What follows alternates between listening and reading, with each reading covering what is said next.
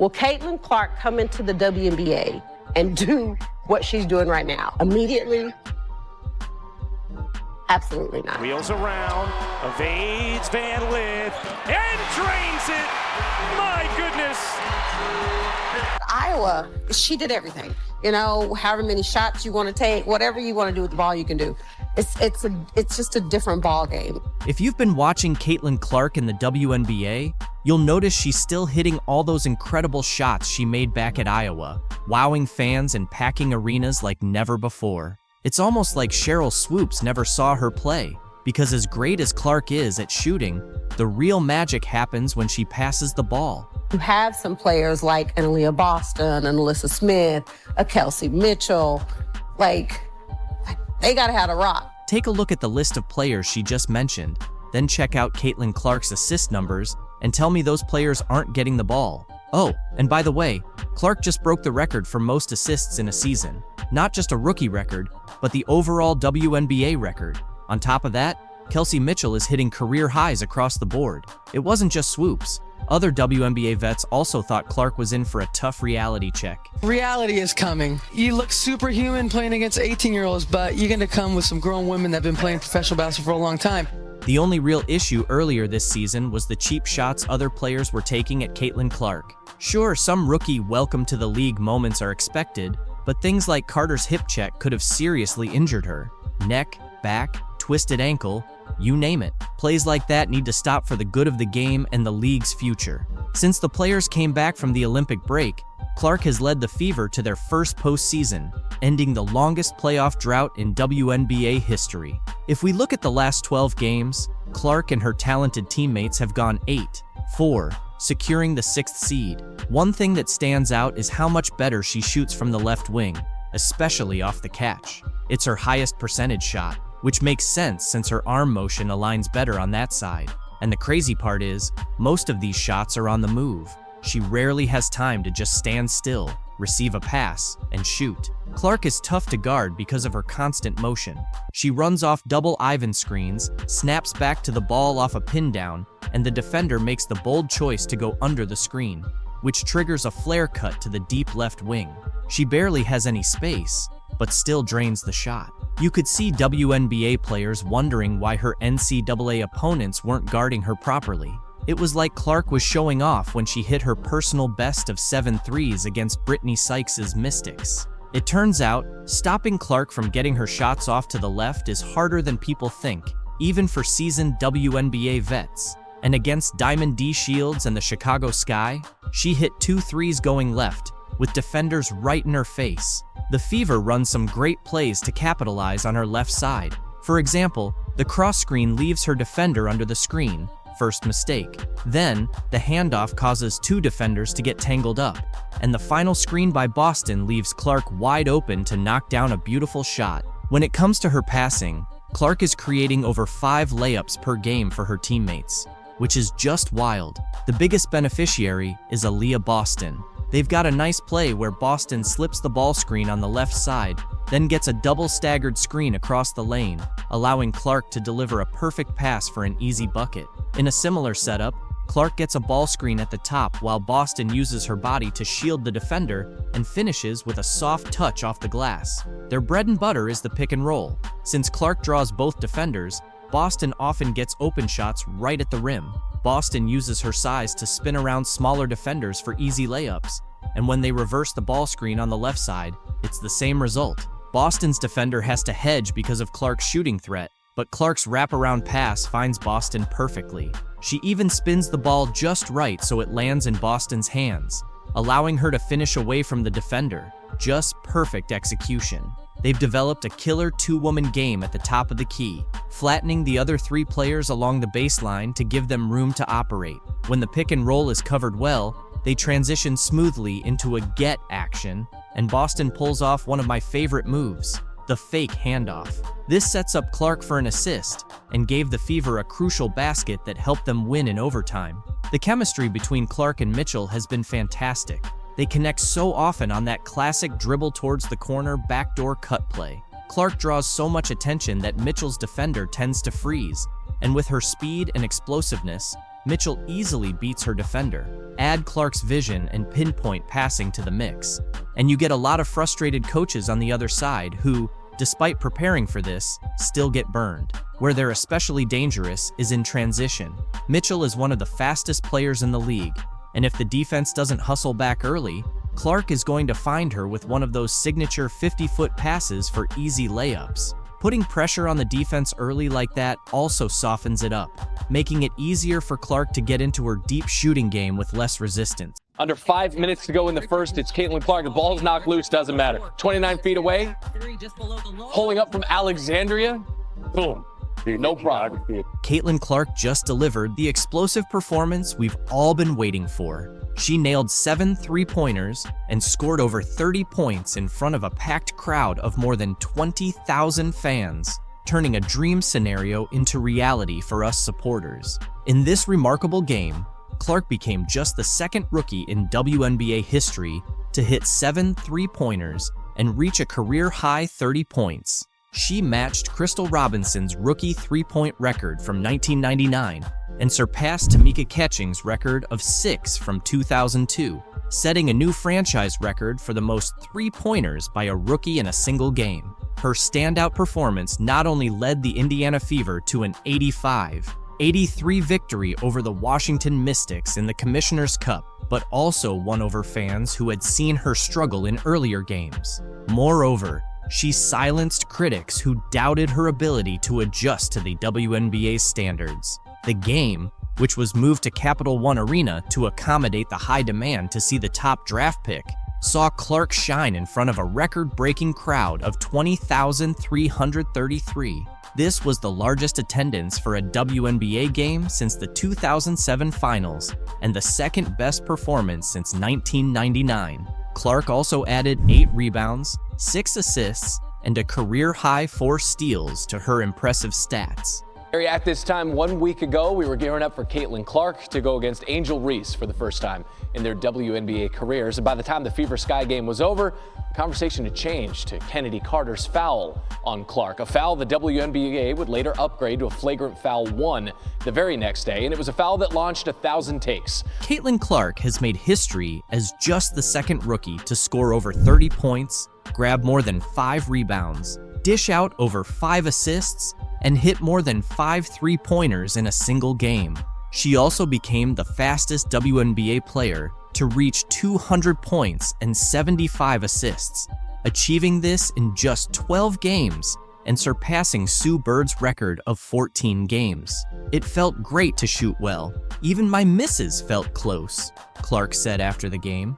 "It was nice to have a night like this. Overall, we shot the ball really well. 16 made threes. I still see so many areas where I can improve, and I think that goes for our entire team." Clark is determined to maintain her high level of play, knowing she hasn't reached her peak yet. Her standout performance also led the Fever to deliver the Mystics their 11th consecutive loss, marking the worst start in the franchise's history. Kelsey Mitchell, Clark's backcourt partner, added 16 points, 4 assists, and 3 steals. Both Allie Boston and Nalissa Smith contributed 10 points each. The team secured their second Commissioner's Cup win, moving to a 2-1 record in the competition. However, despite her impressive performance, Clark is still dealing with some rookie challenges, including leading the league in turnovers. She had 8 more turnovers in this game, bringing her season total to 67. Interestingly, she matched her career high of 30 points from May 28th against the Los Angeles Sparks. Along with her 6 assists, 8 rebounds, and 4 steals, she made 7 of 13 three-point attempts, tying a WNBA rookie record, and hit 5 consecutive shots from beyond the arc in the second half. Yeah, I think it's a process more than anything. It felt good to shoot the ball well. Like, I feel like even my misses were like right there. I thought multiple were still going in, and it was nice to have a night like that. Clark's confidence in her game is evident from recent performances. Earlier, she discussed the learning curve she faced in her first 11 professional games. After scoring just 3 points in a season-low performance against the New York Liberty on Sunday, Clark rebounded with what many consider the best game of her young WNBA career, thanks to a 4-day break. During this time off, Clark mentioned that the Fever took the opportunity to refine their set plays and practice against ball screen blitzes that had been challenging them. Against the Mystics, Clark found space to create off those screens, explaining, "As a shooter, once you see 1 or 2 shots go in, the basket just seems bigger and bigger." Indiana head coach Christy Sides noted that the strategy to get Clark more action off screens was deliberate, aiming to reduce her workload. "She started feeling it late, which is always a good sign," Sides said. Defensively, Clark made an impact with a steal under the Washington basket to ignite a transition bucket in the first half and added another steal shortly after. By halftime, she had 4 assists and 3 steals, energizing the fans. Playing against the struggling Washington Mystics, who have 11 losses this season, also gave Clark a chance to look more at ease on the court. She mentioned before the game that she felt her passing was up to her standard, even as she and her Fever teammates continue to build their chemistry. Clark is also satisfied with her rebounding stats, considering her size. The 2-time NCAA Player of the Year came into Friday's game averaging 15.6 points, 6.4 assists, 5.1 rebounds, 1.3 steals, and a league-high 5.4 turnovers per game. Clark believes that as the game slows down for her, those turnovers will decrease. To reduce turnovers, Clark showcased her ball handling skills with a smooth one-handed drive and a scoop shot for 2 points in the first quarter. On the next Fever possession, she demonstrated her court vision with a give and go with second-year forward and 2023 top draft pick, Allie Boston. Despite this, some flaws in Clark's game from the first 6 weeks of her professional career were evident on Friday.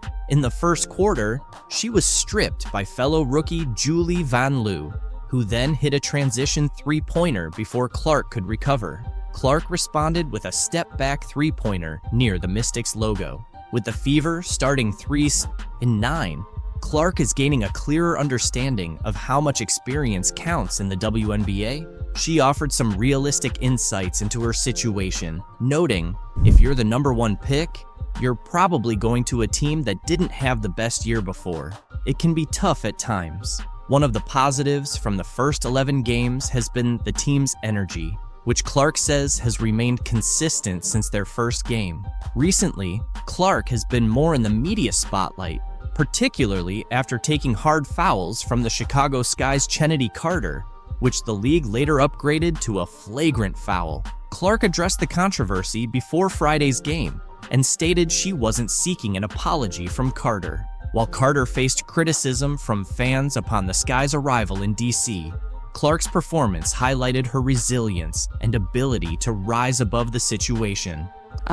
She's having a tremendous season. She's played great basketball in my eyes, probably in first place for 6th Player of the Year. And, it's just basketball at the end of the day. There's no grudges. There's nothing like that. It's a sport. It's competitive. It's not going to be nice all the time. That's not what basketball is. And I think people that play that at the highest level understand that.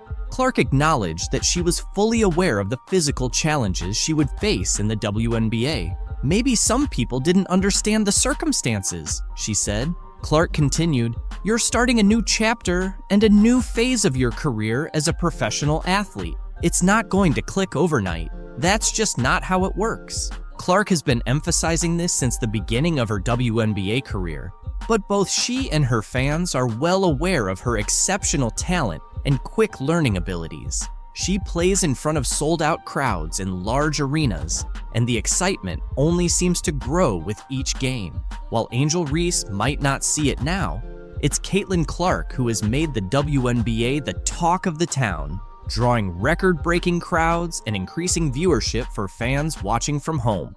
Today, anytime the head is hit, they usually call it, and she gets her really hard there.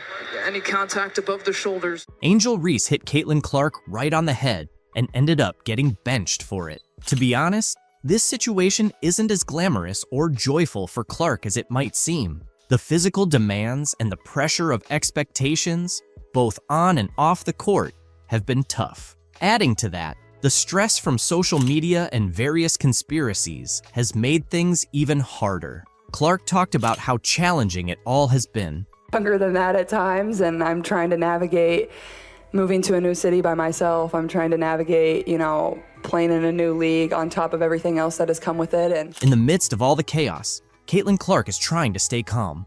It's definitely not easy or delightful. The world keeps pulling her into the whirlwind. Over just a few years in the spotlight, Clark's story has evolved from a fun narrative about a record-breaking college basketball scorer who brought new attention to women's basketball, to discussions about race, sexuality, fame, money, and opportunity.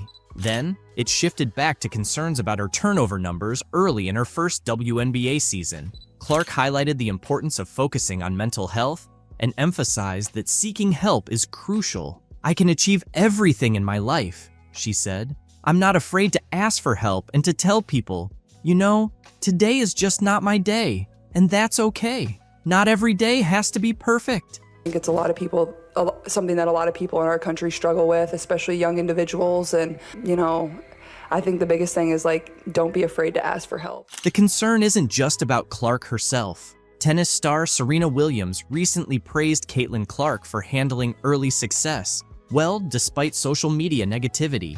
Speaking to the New York Post at the Tribeca Festival about her docuseries In the Arena, Serena was asked about Caitlin. Serena responded, "I just love that she tries to stay grounded." She mentioned that Caitlin avoids looking at her social media. Sharing some advice with Caitlin, Serena said, "If people are negative, it's because they can't do what you do, basically, and hopefully she'll continue to do what she's doing." Relating to Clark's tough early career days, Serena Williams shared her own experiences with similar negativity as a young tennis star. "I was bullied," Serena said. "Things I went through would get people canceled now." Earlier this year, Serena expressed interest in owning a WNBA team while talking to CNN. "I would definitely be super interested with the right market," she reiterated. "We just need the right catalyst and people. And I think that's happening over the past 2 years. Women's sports are finally having their moment." Big stars like Serena recognize Caitlin Clark's unprecedented rise to fame. She's one of the most popular athletes on the planet, and she hasn't even played her first WNBA game. In her first 14 games, Clark is on track to win Rookie of the Year, averaging 15.6 points on 36.7% shooting, 32.2% from three, 4.9 rebounds, and 6 assists. However, she's also facing intense physicality and committing a league-high 5.5 turnovers per game. Amid all the attention, fans are concerned about her mental health and well-being. Being famous has its perks, but at just 22 years old, there's worry about whether Clark can handle the long-term pressure. In ESPN's Full Court Press series, Clark admitted she sometimes wishes she were normal, because all the attention and press can be draining. "There are days when you don't want to talk to everyone," Clark said, "but someone comes up to you, and this is their 10-second interaction with you, so you better smile and be kind. But sometimes, you just want to be normal." Despite the pressure, Caitlin Clark seems to be handling it well so far. But with her fame expected to rise, fans are concerned about her mental health. Life as a celebrity has its downsides, but the pros often make it worth it. At 22, Clark's exciting journey in the world of basketball and celebrity continues. The latest chapter took place on Sunday in front of a sold-out crowd at Gainbridge Fieldhouse in Indianapolis. There, she faced Angel Reese, a Chicago Sky rookie familiar with high-profile showdowns against Clark. They had a heated battle in the 2023 NCAA National Championship game, where Reese's LSU Tigers defeated Clark's Iowa Hawkeyes, famously mocking Clark's "you can't see me" hand motion. Clark and Iowa got their revenge when they knocked out Reese and LSU in this year's Elite Eight in April. Attendance and merchandise sales spiked, and everyone assumed the latest Clark-Reese game would set viewership records. "I think it's the emotion and passion we play with," Clark said. "That's something that wasn't always appreciated about women's sports. And it should be. It makes it fun. We're competitors. And that's how the game should be. It's going to get feisty and physical, but both teams are just trying to win." In their second professional meeting, the Fever earned a 91-83 win with Clark delivering her best all-around performance of her 15-game career. She scored 23 points on 11 shots, adding 9 rebounds, 8 assists, and 2 blocked shots. In a dramatic turn, Reese hit Clark across the head, sending her to the floor as she attempted to block Clark's layup in the third quarter, earning Reese a flagrant foul. Clark's reaction was unexpectedly composed. "What's going through my mind is, I need to make these 2 free throws," she said. "That's all I'm thinking about. It's just part of basketball. It is what it is. She's just trying to make a play on the ball and get the block. It happens." Not a flagrant foul penalty one, which it probably should have been upon review, at least by our account. This, you could have gotten Reese for a personal, but can also see that being a no call. Fans are really upset that nobody from Caitlin Clark's team is there to back her up as she faces tough times on the court. It's unfair for Caitlin and pretty sad from Angel Reese's perspective. While many NBA and WNBA veterans have shown their support for Clark, Angel McCoughtry took it to the next level. She's offered herself to the Indiana Fever, ready to come in and defend Clark. Caitlin, she's a great player. I'm a fan of her. You know, I think our girls jealous. I don't know. She got $28 million from Nike. She's getting a $28 million deal from Nike, which is huge considering that half of the WNBA players won't even make $1 million in their entire careers. A retired 5-time WNBA All-Star has stepped up, offering to be Caitlin Clark's bodyguard as she keeps getting targeted by other players. Angel McCoughtry, now 37, weighed in on the recent buzz surrounding Caitlin Clark after Chennedy Carter's cheap shot on Saturday. Clark's fans are hoping for someone to step in and protect the Indiana Fever star since her current teammates aren't doing much. Speaking with TMZ Sports, McCoughtry said she's willing to come out of retirement to be Clark's bodyguard if the Fever needs one. She's got more than just a tough attitude on the court. The 2-time WNBA scoring champion, drafted first overall in 2009, sounds ready for a fight. Lead. McCoughtry skying in, able to finish in the foul. "Take care of your players, all of y'all," McCoughtry said. Take care of your players. All of y'all. I mean, I don't care who it is. McCoughtry said it boldly, showing her willingness to join the Indiana Fever to defend and support Caitlin Clark. Former NBA players and others in the basketball community have raised concerns about protecting Clark as some WNBA players try to gain a physical and psychological edge over her.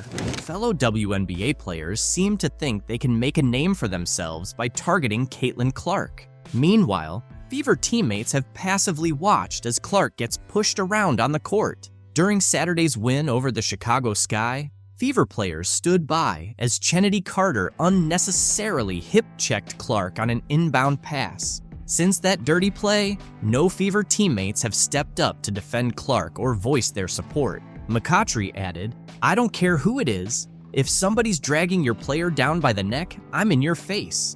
What the hell are you doing? Hey, we could go have lunch later, but right now, we're competing. Don't grab my player like that." I'm gonna step up for you. Somebody get my teammate face. Here I am.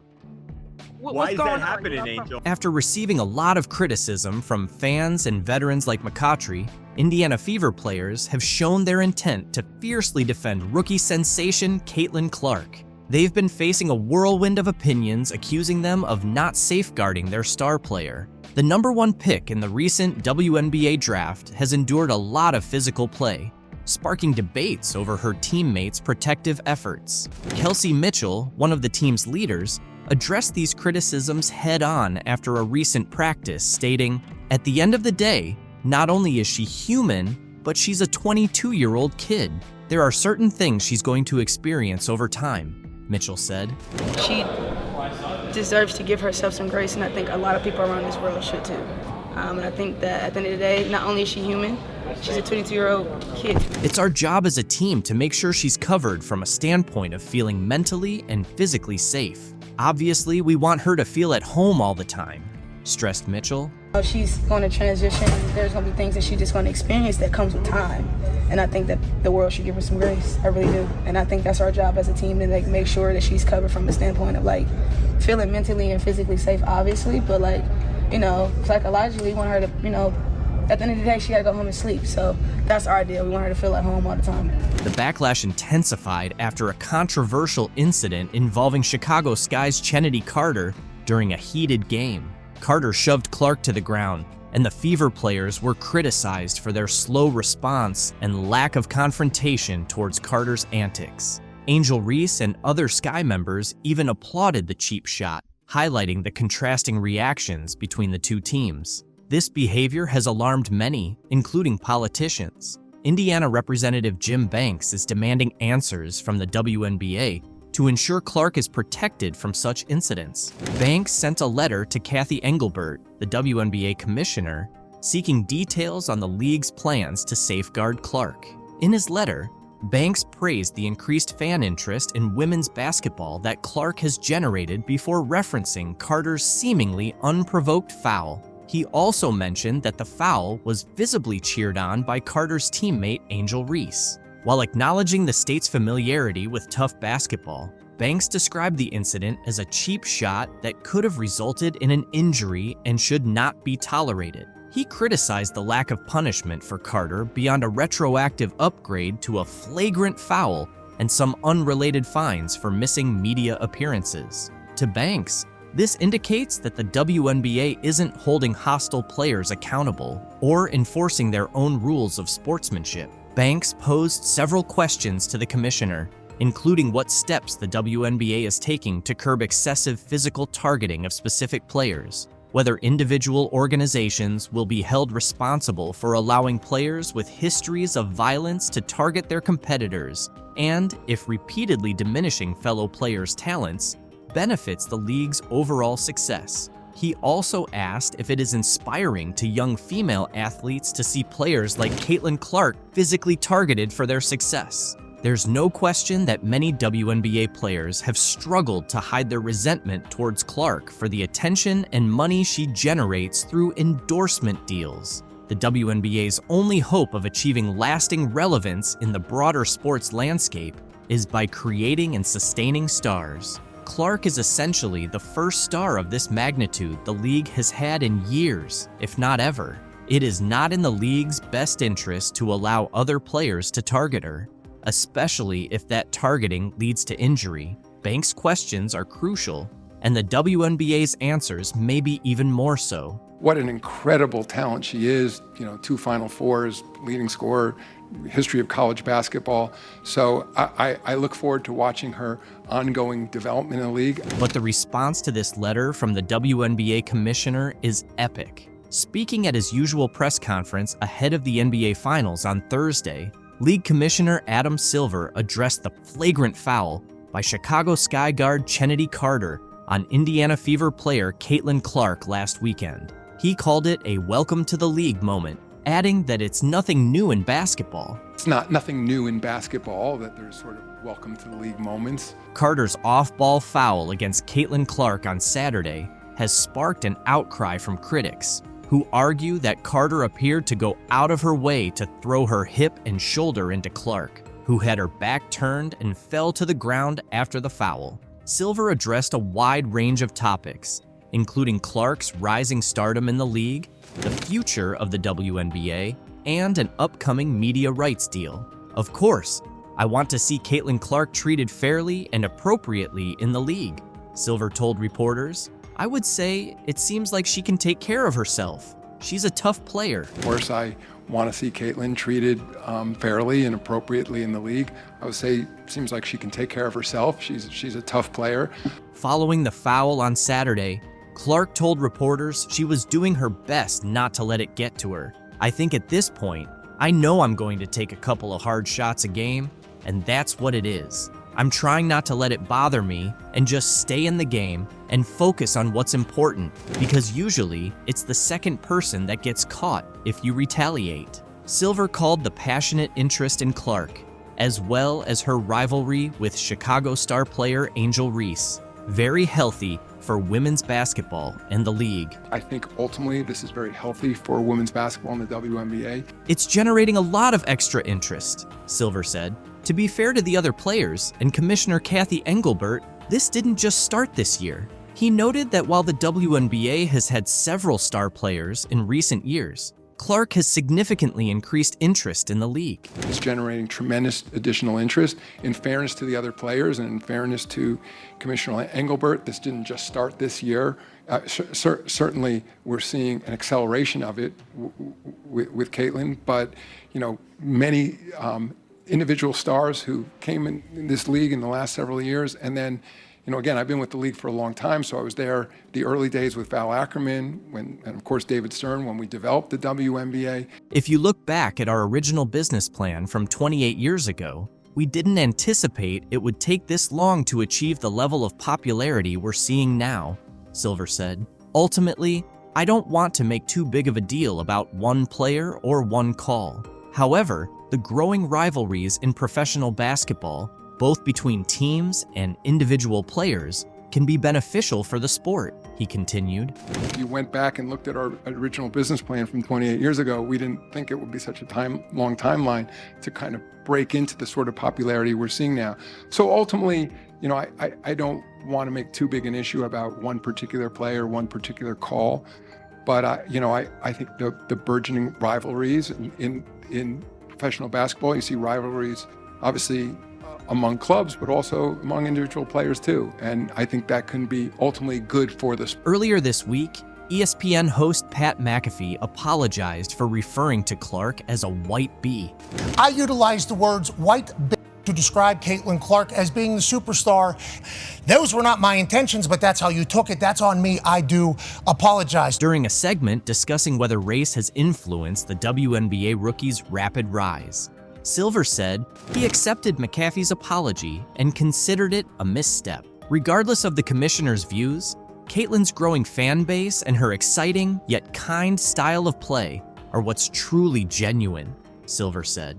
This is what basketball fans want. Caitlin Clark's talent is undeniable, and she's been proving it from her very first games. Even the biggest names in history need time to showcase their full potential, especially in major leagues like the NBA and WNBA. As Clark continues to get acclimated to the WNBA, her mindset and skills are being honed to make her an even more formidable player. Her quick learning ability is evident in her evolving perspectives. Before her debut as a rookie, Clark didn't see much difference between the NCAA and the WNBA.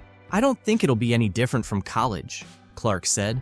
I've played in front of big crowds every single game, so these environments don't scare me or affect me at all. I think just embrace it and enjoy it. I'm sure there will be a lot of basketball fans here who really appreciate the game. However, her perception shifted after her first game. She has since admitted several times that the WNBA game is much more physical than she anticipated. She experienced this physicality firsthand during the Indiana Fever's third straight loss on Saturday. The physicality is definitely up there.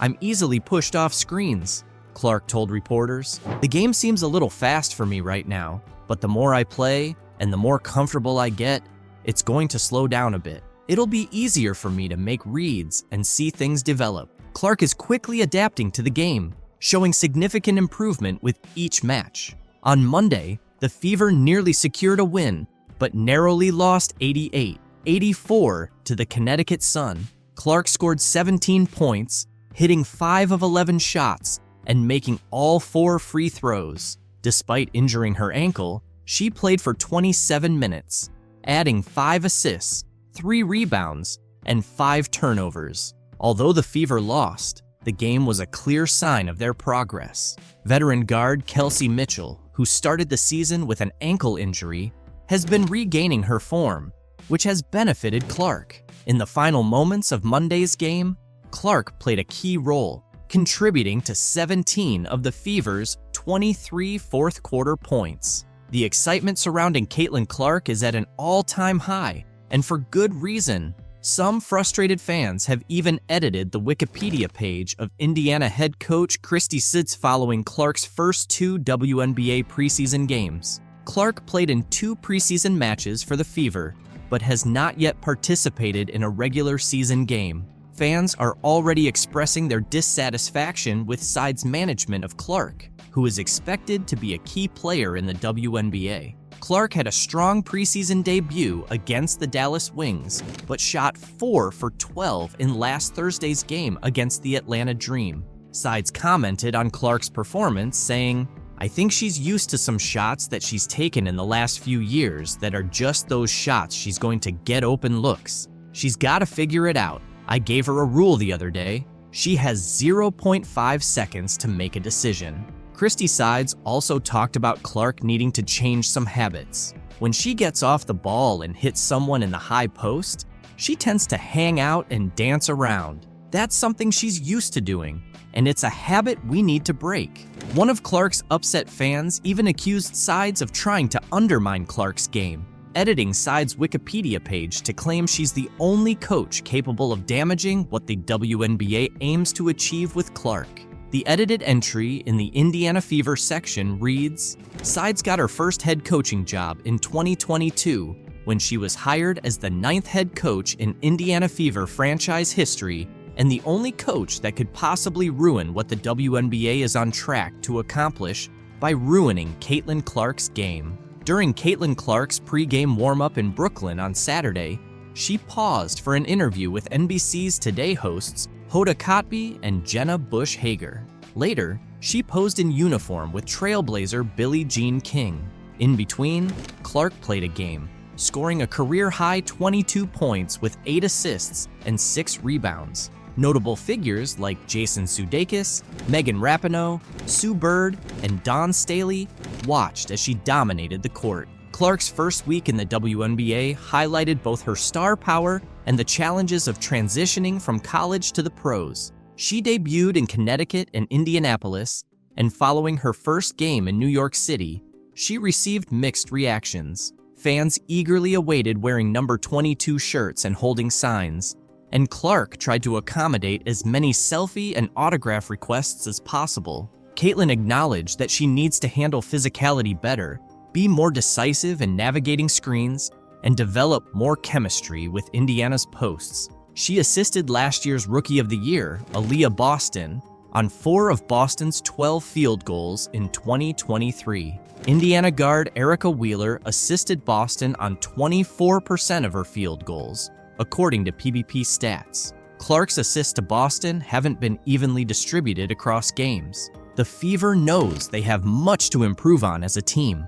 Through 3 games, they are allowing 18 fast break points and 17.3 second chance points per game, both second highest in the WNBA, a significant drop from last year. Their defense is conceding more than 116 points per 100 possessions, the worst in the league. Failing to contest shooters in the first half of their loss to New York on Saturday was as damaging as any offensive issues. Clark often talks about the importance of being kind to herself. She's seen both the ups and downs of being a pro, becoming the first WNBA player to record 21 turnovers in their first 21 games, and the second after Candace Parker to achieve over 50 points, 15 assists, and 10 rebounds, according to Across the Timeline. "I know people expect me to do amazing things, but it might take some time," she said on Tuesday. On Saturday, she added, "I think the more we play together, the better our chemistry will be." Despite the Fever's 0-3 start, Coach Christy Sides noted progress. The team faced tough losses, including a 21-point defeat to Connecticut and a 36-point blowout on Thursday. Before Saturday's game, Sides stressed the need to compete and asked her team to understand what that looks and feels like. The 11-point loss to New York showed more of the fight Sides wanted. "We couldn't figure that out the other night, and that was so frustrating," Sides said. "Now we kind of have an idea of where we are." The Fever are a young team with potential, competing against some of the WNBA's best. "This is going to take a little time," All-Star guard Kelsey Mitchell said on Saturday. Mitchell, recovering from an ankle injury, came off the bench in Indiana's first 2 games. "Playing against the best of the best is the only way we're going to get better." During one sequence in the second quarter on Saturday, Clark missed a deep 3-pointer, giving the ball back to Liberty. On New York's next offensive possession, Ionescu faked a pass, then nailed a 3 while Clark failed to contest. Running back on defense, Ionescu shrugged as if to say Clark shouldn't have left her open. "She never stops moving," Clark said of Ionescu. "She's always on the move, always got a bounce in her feet. And I think that's something I can try to replicate in my game." Clark is getting used to her new pro routine. At Iowa, the Hawkeyes would sometimes show up 90 minutes before tip-off, warm up, and play. But for Tuesday's opener at Mohegan Sun Arena, she arrived more than 2 hours early. In the locker room, Clark ate a peanut butter and jelly sandwich and joked with Wheeler while getting a massage. She's not used to being at the gym this early, so I told her she needs to find things to do, whether that's stretching, watching film, or filling the time, Wheeler said. Clark hasn't had much downtime, as Indiana's opening stretch includes 7 games in 12 days, with matchups against the Sun, Seattle Storm, and Las Vegas Aces in the next week. When asked about her activities outside of basketball, Clark said, "I'm about to move into my apartment, so I'm moving out of the hotel. That's fun." Veteran Fever Center Mika Catchings praised Clark's composure, saying, "I'm so proud of how she is as a person. I just hope we can band around her. It's a lot of pressure." Clark, handling pressure from both her team and the sport, is focused on playing fast and competing. She looks forward to visiting new arenas and making memories. "I'm going to remember a lot of these games because it's my first year in the league," Clark said. "Those who watch her play will remember too." Share your thoughts about Caitlin's WNBA games and her super adaptive nature in the comments below.